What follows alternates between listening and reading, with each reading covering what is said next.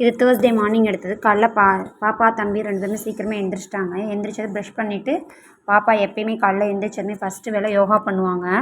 யோகா பண்ணிகிட்டு இருந்தாங்க. அவங்க தம்பி நானும் போய் பண்ணுறேன் அப்படின்ட்டு போய் உட்காந்துக்கிட்டு இருந்தார். உட்காந்துக்கிட்டு அவங்க அக்கா பண்ணது அவனுக்கு செய்ய தெரியலை. உடனே அவர் ஒரு பொசிஷன் மாதிரி உட்காந்துக்கிட்டு என்னை பார்த்து நக்கல் அடித்து சிரிச்சுக்கிட்டு உட்காந்துருந்துச்சு அது. அப்புறம் பண்ணி முடித்ததுக்கப்புறம் ரெஃப்ரெஷ் ஆகிட்டு உடனே வந்து ஏம்மா நான் படிக்கிறேம்மா அப்படின்னு சொல்லிட்டு படிக்க ஆரம்பிச்சிட்டாங்க. நான் அப்படியே சமையல் கட்டில் லஞ்சு காலைல பிரேக்ஃபாஸ்ட் ரெடி பண்ணிகிட்டு இருந்தேன். சரி வீட்டில் ஒரு ஜாமானும் இல்லை, காயும் இல்லை, சரி இருக்கிறத வச்சு செய்யலாம் அப்படின்ட்டு தக்காளி ஒரே ஒரு பீட்ரூட் தான் இருந்துச்சு. சரின்ட்டு அதை போட்டு தக்காளி சோறு மாதிரி கொஞ்சமாக வச்சுட்டு பீட்ரூட்டை தொட்டுக்க செஞ்சு கொடுத்து விடலான்னு சொல்லி சரி ரெடி பண்ணி செஞ்சுட்டு இருந்தேன்.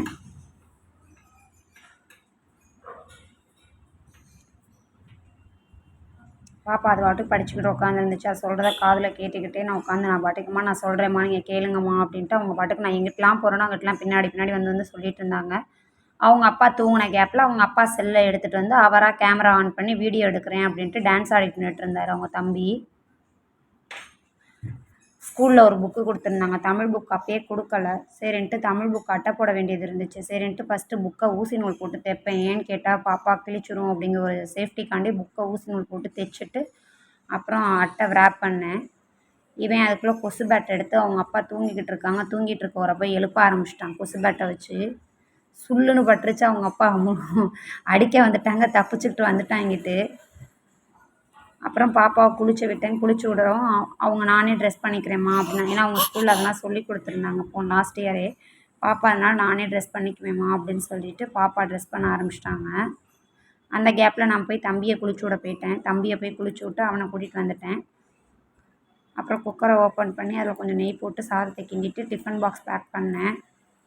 அதுக்குள்ளே எனக்கு நாட்டு சக்கரை போட்டு சாப்பாடு கொடு அப்படின்னு சொல்லி என் மகன் கேட்க ஆரம்பிச்சிட்டாங்க, எங்கள் குட்டி பையன். அதுக்குள்ளே எங்கள் பாப்பா ஏம்மா என்னம்மா சாப்பாடு அப்படின்னு கேட்டு சொல்லிகிட்டு இருந்தேன். ஓகேம்மா அப்படின்னு சொல்லிட்டு பீட்ரூட் எனக்கு பீட்ரூட் சூப்பராக இருக்கும்மா, எனக்கு பீட்ரூட் வாங்கி எனக்கு அல்வாவும் செஞ்சுத்தாங்க, அதுவும் இன்னும் சூப்பராக இருக்கும் அப்படின்னுச்சு. ஆமாம் இருக்கிற ஒரு பீட்ரூட்டில் அல்வா வேறு உங்களுக்கு கேட்குதா அப்படின்னு நக்கல் அடிச்சுக்கிட்டு இருந்தேன். உடனே சிரிச்சிச்சுங்க ரெண்டும் நின்றுக்கிட்டு. அப்புறம் லன்ச் பேக் பண்ணி லன்ச்சும் கட்டி முடிச்சா அப்புறம் சாப்பாடு ஊட்டி விடணும் அவங்களுக்கு. ஏன்னா காலைல சாப்பிட மாட்டாங்க, அதனால் சாப்பாடு ஊட்டுற வேலை பார்க்கணும். அதுக்குள்ளே அவர் எனக்கு நாட்டு சக்கரை தான் வேணும் அப்படின்னு சொல்லிட்டு ஒரே அழுக ஆரம்பிச்சிட்டாரு. ஸ்நாக்ஸுக்கு அவ்வளோ 4 பேரிச்சம்பழமும் போட்டு விட்டேன். அவங்க அதான் வேணும்னு கேட்டிருந்தாங்க. சரின்னு சாமி கும்பிட்டுட்டு இருந்தாங்க. நான் துண்ணூறு வச்சு விட்டு வந்துட்டேன். ஆனால் இருந்தாலும் அவங்க 2 பேருக்கும் சாமி கும்பிட்றது நிப்பாட்ட முடியல. 2 பேரும் கும்பிட்டுட்டு நின்றுட்டு இருந்தாங்க. சரி நான் கும்பிடுங்க, எவ்வளோ நேரம் கும்பிட்றீங்களோ கும்பிடுங்க அப்படின்ட்டு நட்டுட்டேன். பாப்பா அப்பா ஸ்கூலுக்கு லேட்டாச்சு, நான் கிளப்பி விட்டுருக்கேன். அவர் கிளம்பி மாதிரி வந்து காலை நீட்டி போட்டு உட்காந்துக்கிட்டு செப்பல் போட மாட்டேன்றார். அதுக்கப்புறம் கொண்டு ஸ்கூலில் ஒரு வழியாக விட்டுட்டு வந்துட்டோம். அப்புறம் கடைக்கு ஒரு குட்டி பாப்பா வந்துருந்துச்சு அவங்க அப்பா கடையில். அந்த குட்டி பாப்பா என்ன பாடுபடுத்தி எடுத்துட்டான், நான் முத்தம் கொடுக்குறேன் அப்படின்னு சொல்லி. அப்புறம் ஈவினிங் போய் பாப்பா ஸ்கூலில் கூப்பிட போனோம். நான் பாப்பாவை கூப்பிட போனேன் கேப்பில் இவர் சர்க்கஸை பார்க்கவும் அவங்க அப்பாவை கூட்டிக்கிட்டு சர்க்கஸில் உட்காரப்பிட்டார். பாப்பா அதை எங்கிட்ட பார்த்துருச்சு, அதுவும் சர்க்கஸ் விளாட வந்துருச்சு. 2 பேரையும் வாங்க வாங்க வீட்டுக்கு போகலான்னு கூப்பிட்றதுக்குள்ள 2ம் ஒரு வழியாக வரமாட்டேன்ருச்சு. 2த்துக்கு சர்க்கஸ் விடணும் அப்படின்னா அவ்வளோ ஒரு ஆசை.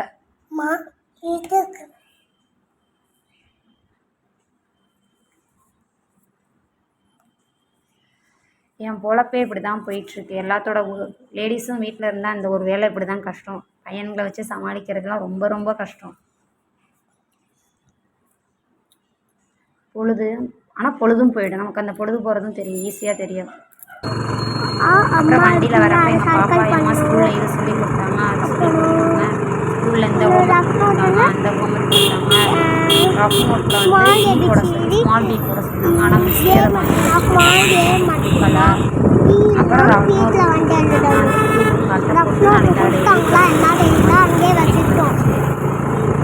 அப்புறம் என்னை கிளாஸ் மாற்றிட்டாங்கம்மா என் அப்படின்ட்டு பேசிட்டு. அப்போ உங்கள் ஃப்ரெண்டு யார் அப்படின்னு என் ஃப்ரெண்டு விசாகாமா அப்படின்னு சொல்லி. விசாகா உன் கிளாஸில் கிடையாதே அப்படின்னு சொன்னால் ஓ ஃப்ரெண்டு யார் விசாகா தான் எனக்கு எப்பயுமே அப்புறம் பேசிட்டு விசாகா இல்லையே, விசாகா கிளாஸ் மாற்றிட்டாங்களே, போகவே மாட்டேங்குது வாயில் விசாகான்ட்டே இருக்கிறேன். ஒரு சில பிள்ளைங்கன்னா நல்ல பெரிய என்ன வீட்டில் ஒரு திங்ஸும் இல்லை, அப்படியே ஜாமான் வாங்கிட்டு வந்துடலாம் அப்படின்ட்டு கடைக்கு போனோம் ஜியோ மார்ட்டுக்கு. கடைக்கு வெளியில் போனதுமே அக்காவுக்கும் தம்பிக்கும் அவ்வளோ ஒரு சந்தோஷம். அப்பா ஜாலி ஜாலி அப்படின்னுட்டு. ஏன்னா எங்கேயும் அவங்க அப்பா அதிகமாக வரமாட்டாங்க. இந்த ஸ்டெப்ஸ் இறங்க பயமாக அதுக்குள்ளே எங்கள் பையன் தூக்குங்க அப்படின்ட்டான். 2ம் ஜாமான் போடுற ஸ்டாண்டில் ஏறி உட்காந்துக்கிட்டு ஒரே அட்டகாசம். ஒரு கட்டத்தில் அவங்க தம்பி நான் இறங்கிக்கிறேம்மான்னு இறங்கிக்கிட்டான். பாப்பா உடனே நான் இங்கே வந்து உட்காந்துக்கிறேன்னு உட்காந்துக்குச்சு. இந்த ஸ்பூனெல்லாம் வேணும் வாங்கு, எதுக்குன்னு கேட்டால் அரிசி அள்ளி போட பருப்பு அள்ளி போட அப்படின்னு சொல்லிட்டு நக்கல் அடிச்சுக்கிட்டு இருந்தான் என் பையன்.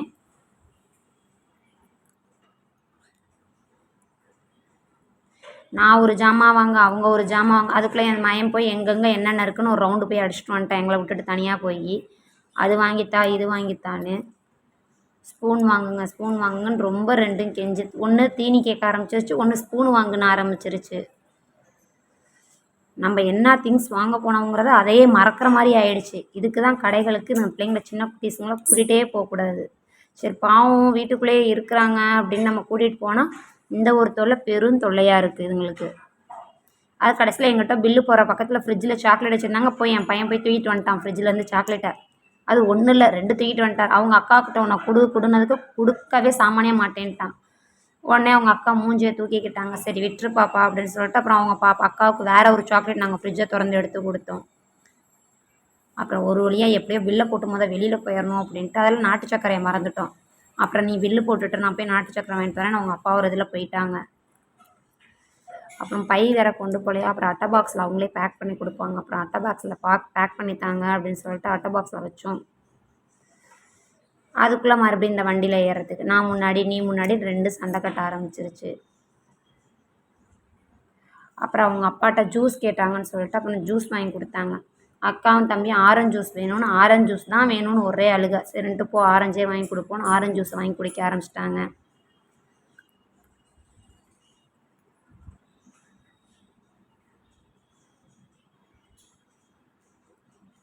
நான் வந்து கிரேப் வாங்கி கொடுங்க அவங்க அப்பாவே கிரேப் நீ குடி அப்படின்னு சொல்லிட்டு எனக்கு கிரேப் ஜூஸ் வாங்கினாங்க. பாப்பா உடனே எனக்கு அதை கொடுங்கம்மா அப்படின்ட்டு வாங்கிக்கிட்டாங்க. அவங்க அப்பா ஆப்பிள் ஜூஸ் குடித்தாரு. அவங்க பையன் போய் ஒன்றுமே தெரியாமல் என்னதுப்பா அது நேக்கா ஐஸ் வச்சு கொடுப்பா அப்படின்னு அவங்க பையன் அப்பாக்கிட்ட இருந்து வாங்கி முடிச்சு குடிக்க ஆரம்பிச்சிட்டான். எல்லாம் ஒரு வழியாக முடித்ததுக்கப்புறம் ஸ்கூலில் ஹோம்ஒர்க் கொடுத்துருந்தாங்க. ஹோம்ஒர்க் பண்ண உட்காந்துட்டாங்க மேடமு. வீட்டுக்கு வந்து கவுண்ட் பண்ணி போட சொன்னாங்களா, அதை ஒவ்வொன்றா கவுண்ட் பண்ணி போட்டுக்கிட்டு இருந்தாங்க. நான் அதெல்லாம் அவங்களே அது ஓரளவு நான் சொல்லி கொடுத்துட்டேன் முன்னாடி. அதனால் வந்து அவங்க ஒழுங்காக கவுண்ட் பண்ணி போடுவாங்க. கரெக்டாக போடுறாங்களா என்னான்னு நம்ம கரெக்டாக செக் பண்ணிக்கணும் பக்கத்தில் உட்காந்து. ஏன்னா சில நேரம் வந்து டக்குன்னு மாற்றி சர்க்கிள் பண்ணிடுமோ என்னமோன்னு. ஆனால் இது பண்ணதில்லை இதுவரை. அதனால் பார்த்துக்கிட்டு இருந்தேன் எப்படி தான் பண்ணுறாங்க அப்படின்னு சொல்லிட்டு. இவங்களை கிளப்புறது, கொண்டு விடுறது, சொல்லி கொடுக்குறது அதுவே ஒரு பெரிய டாஸ்க்கு. அதுவும் அந்த கேப்பில் எங்கள் பையன் பண்ணுற அட்டகாசம் இருக்கே ஐயையோ தாங்கவே முடியாது அவன் பண்ணுறது. அப்போ தான் அந்த பிள்ளை மேலே ஏறி குதிரை ஓட்டுவான். அந்த பிள்ளைக்கு ஹோம்ஒர்க் சொல்லி கொடுக்கும்போது இல்லை அப்படின்னா அந்த பிள்ளைய சப்புன்னு அடிப்பான்.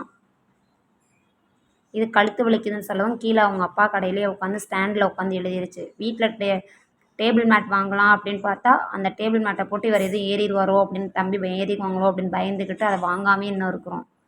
இல்லைனா அதையாவது ஒன்று வாங்கி கொடுக்கலாம். பாப்பா எழுதும்போது கழுத்து வலிக்குதுன்னு ஆரம்பிச்சிருச்சு இப்போயே. நம்ம படிக்கிற காலத்துலலாம் அப்படிலாம் எதுவும் இல்லை. நம்மலாம் குனிஞ்சிக்கிட்டு எழுதணும். இப்போ இருக்கிற பிள்ளைங்க குனிஞ்சிக்கிட்டு எழுதுனா கழுத்து வலிக்குது, கை வலிக்குது, கால் வலிக்குதுங்கிறாங்க. எல்லாம் ஒரு வழியாக முடிச்சுட்டு மறுபடி விளையாட ஆரம்பிச்சிட்டாங்க அக்காவும் தம்பியும். அவருக்கு வேலை கொடுக்கலாம் எங்கள் பையனுக்கு. அதுக்காண்டி ஒரே அழுக. ஒரு ஃபோக் ஸ்பூனை எடுத்துக்கிட்டு அந்த செலோ டேப் ஒட்டியிருக்கதை பிரிக்கிறேன்னு சொல்லி என்னென்ன அக்க போகிற அந்த ஃபோக் ஸ்பூனை வச்சு பண்ண முடியுமோ பண்ணிக்கிட்டு இருக்காரு. அவன் வேலை கொடுத்தா அழுகுறான். இவங்க வேலை கொடுக்கலன்னு உட்காந்து அழுகுறாங்க என் பிள்ளைங்க 2 பேரும்.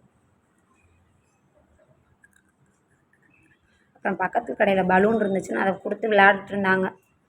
அப்புறம் ஒரு வழியாக மேலே கூட்டிகிட்டு வந்துட்டேன். வீட்டுக்கு வந்துட்டுக்கப்புறம் நைட்டு பால் கேட்டிருந்தாங்க 2 பேரும். பால் காய வச்சு நாட்டு சக்கரை போட்டு ஆற்றி கொடுத்து ஒரு வழியாக படுக்க வச்சாச்சு.